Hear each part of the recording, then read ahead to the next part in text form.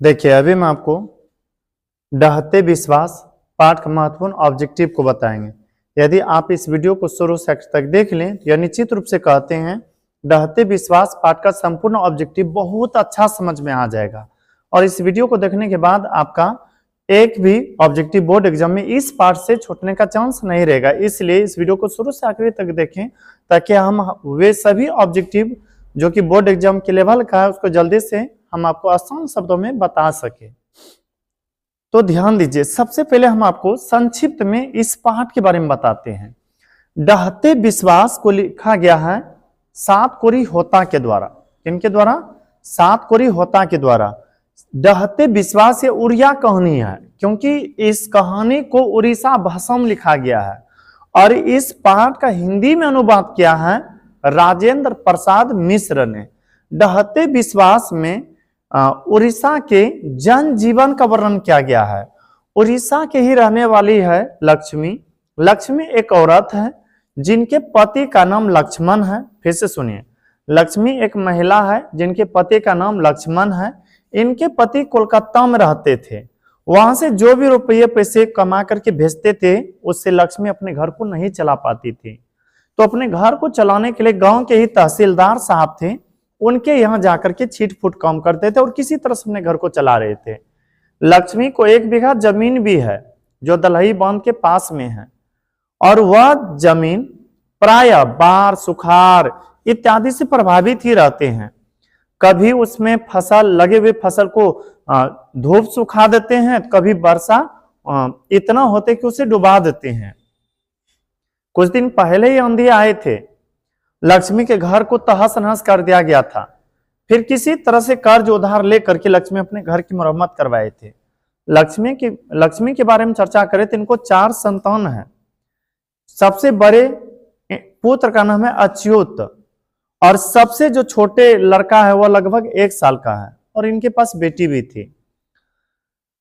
अच्युत के बारे में चर्चा करें तो वे दलही बांध में बांध बांधने का काम कर रहे थे। अब कहेगा ये काहेला? लगातार वर्षा होने के कारण से दलही बांध ऐसा लगने लगा था कि अब टूट जाएगा। वही दलही बांध जिसमें पानी आते हैं महानदी से। महानदी पर महाराज ययाति केसरी ने एक बांध बनवाए थे ताकि कई क्षेत्रों की रक्षा हो सके, जिसका नाम रखा गया था दलही बांध। और उसी बांध में काम करते हुए लक्ष्मी के ससुर जी की मृत्यु हो गई थी पत्थरों से दबाकर।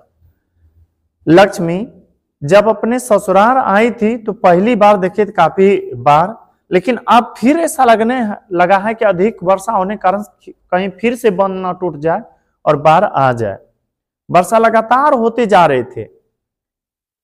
पानी इतना अधिक हो गया था कि इनके आंगन से तो दलही बांध दिखते ही थे, लेकिन जब छप्पर पर चढ़ते थे दलही बांध में पूरा पानी दिखाई देने लगते थे और एक दिन टूट भी गया। हालांकि लक्ष्मी के ही गांव के एक पढ़े लिखे लोग, एक लड़का था जिनका नाम था गुणनिधि।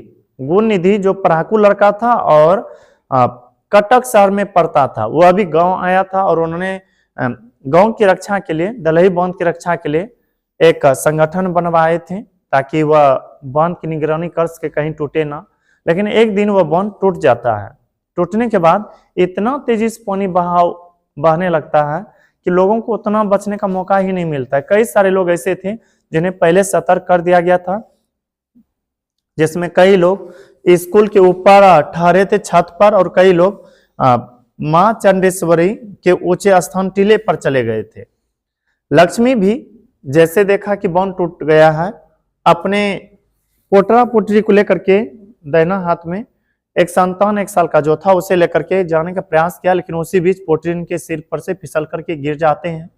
अब जब तक कि यह पोटरी उठाए तब तक पानी काफी बढ़ने लगे। तो अपने प्राणों को बचाने के लिए एक पेड़ पर चढ़ जाती है।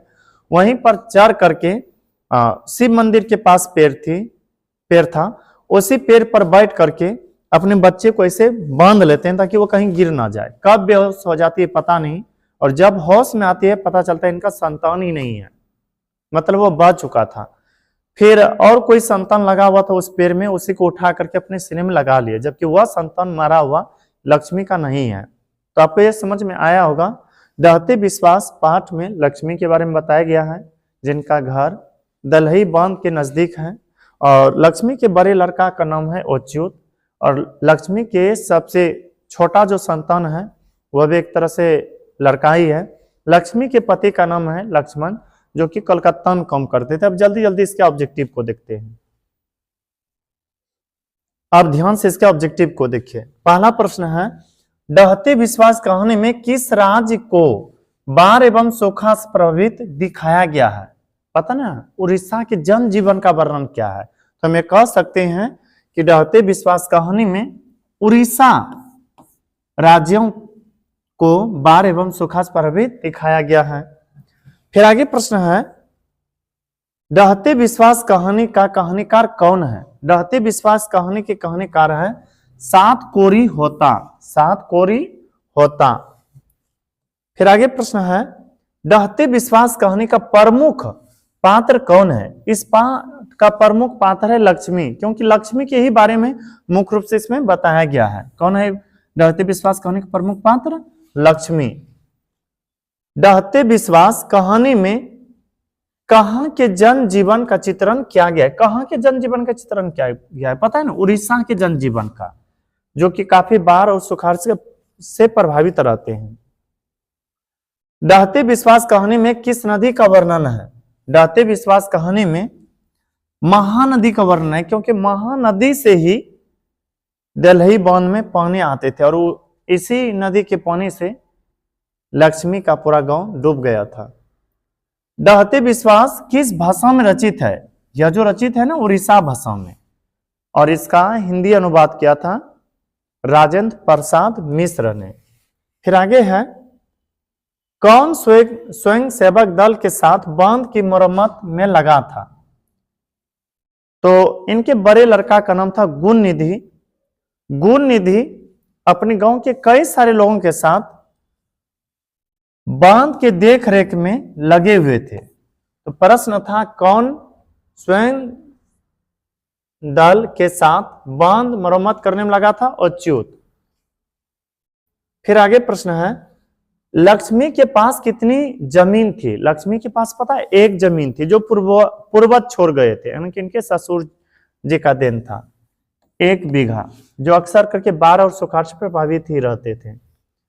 फिर आगे है, डहते विश्वास कहानी किस राज की प्राकृतिक आपदा पर आधारित है? बताइए, किस राज की? उड़ीसा राज की। उड़ीसा राज के बारे में उसमें मुख्य रूप से वर्णन किया गया है। फिर आगे है, गुण निधि कहां से लौटा था? कलकत्ता से रहे, राउरकेला से, जयपुर से, कटक से। बताइए कहां से लौटे थे? पता है ना, कटक से, क्योंकि कटक में ही रहते थे और पढ़ाई करते थे, इसलिए यदि आपसे पूछे ना कि गुण निधि कैसा लड़का था, तो कहेगा पढ़ाकू लड़का था। फिर आगे है, बाढ़ के पानी को रोकने के लिए गांव के लोगों ने किस बांध को मजबूत करने का प्रयास कर रहा था? किस बांध को मजबूत करने का प्रयास करता? दलही बांध को। किस बांध को? दलही बांध को। बस इस वीडियो में इतना ही। यदि यह वीडियो आपको अच्छा लगा हो तो मेरे वीडियो को लाइक कीजिएगा, और अभी तक यदि चैनल को सब्सक्राइब नहीं किए होंगे तो कर लीजिएगा, ताकि जो भी इस तरह से वीडियो अपलोड करें वह आप तक आसानी से पहुंच सके। अब मिलते हैं किसी अगला वीडियो में, तब तक के लिए धन्यवाद।